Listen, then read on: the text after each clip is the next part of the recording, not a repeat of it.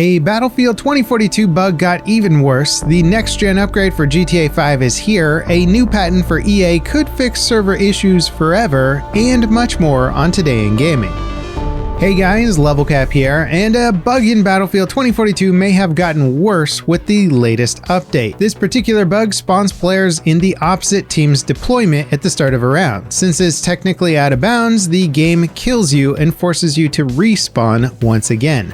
Reports of the bug have picked up recently, implying that it's gotten worse, but spawn bugs like this have been happening since 2042's beta. Clips of the bug are being shared on social media and Reddit. It seems to trigger at the start of the match and fortunately doesn't result in a permanent death loop. So you'll only have to deal with it once per round, but it's certainly no excuse for the bug to be happening at all. Hopefully DICE are working on a hotfix to address the issue, or will at least include a fix for it in the game's April update.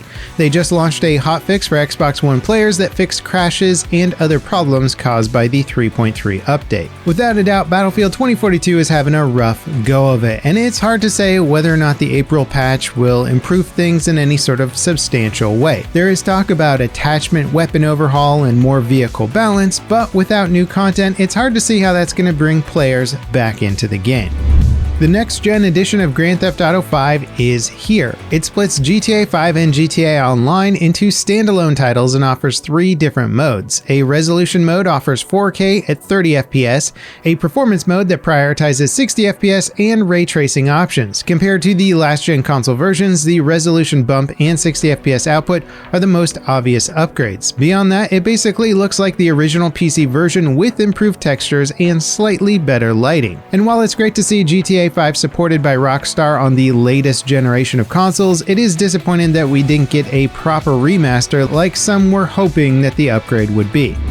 One of EA's recent multiplayer patents just got approved. It's called Providing Video Game Content to an Online Connected Game. So compelling, I know. The patent details a machine learning system that automatically detects issues and notifies developers before the problem affects the entire player population. It does this by monitoring your connection to the game, how the server responds to your inputs, and running real-time tests to simulate potential issues.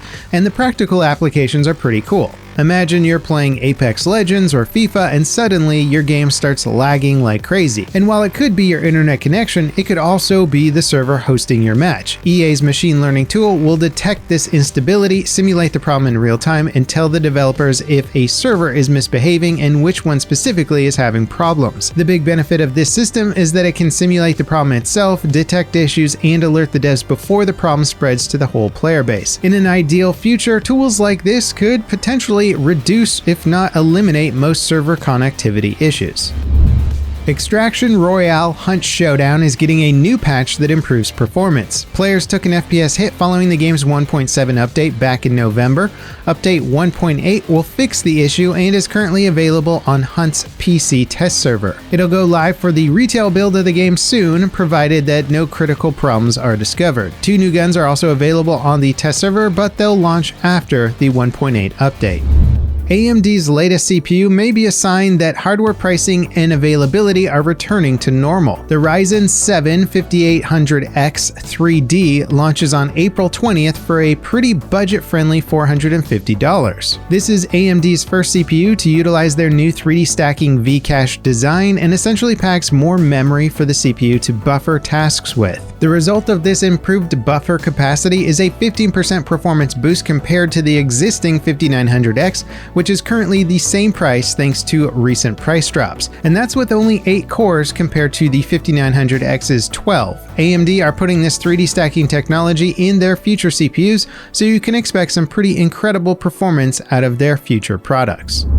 Microsoft released their DirectStorage API for Windows 10 and 11. This API lets game and software developers utilize your GPU for data decompression. It's currently baked into the Xbox Series consoles, while the PlayStation 5 uses a similar but custom API. In a nutshell, the method that data is decompressed and loaded wasn't designed with today's ultra-fast SSDs in mind, so there's a ton of hardware performance being left on the table because of the software used to access it. DirectStorage solves this bottleneck dramatically, improving load times in supported games. Unfortunately, most games won't take advantage of it for a while. Forspoken will be one of the first games to use DirectStorage, and it doesn't launch until October.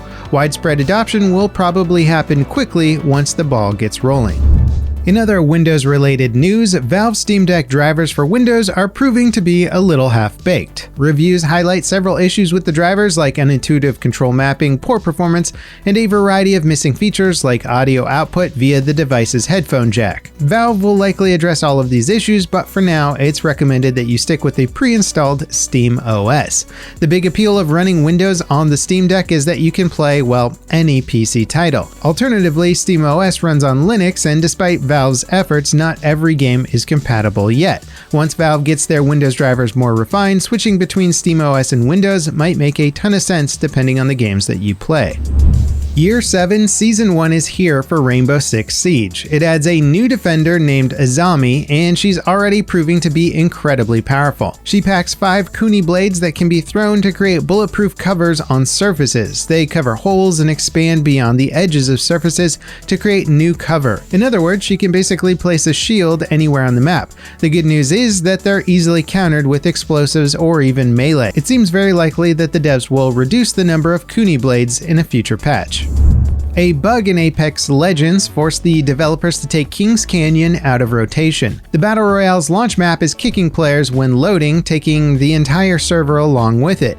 It seems to trigger when players open the special gold loot crate in the Caustic Treatment Center added last year. There's no ETA yet for when Respawn will restore the map. Before we get to our final story today, I just wanted to say thanks for tuning in. Let me know in the comments what games you're playing these days and what games you think we should check out. I was just checking out World War III. Are there any other interesting shooters you think are new, interesting, on the horizon? And as always, don't forget to subscribe and turn on notifications so you don't miss any more content.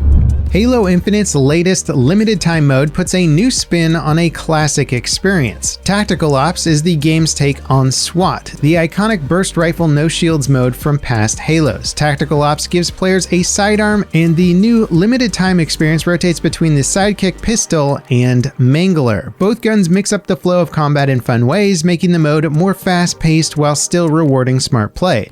It's certainly no replacement for the classic SWAT mode, and players are desperate for new maps, but the update is still a refreshing experience. The mode launched with an update that adds LAN lobbies and fixes some stability issues on PC. And that wraps it up for today in gaming. As always, guys, thank you so much for watching, and I'll catch you next time. This is Level Cap signing off.